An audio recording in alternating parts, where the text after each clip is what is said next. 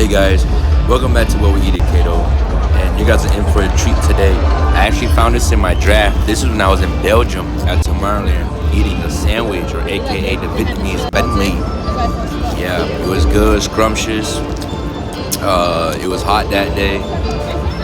It's good though. Look at that. Man, y'all should have been there. The festival was awesome. A1. I was vibing. It was hot. We were lit. Let's get it, man. I give that sandwich a goddamn 8 out of 10, baby. Let's get it.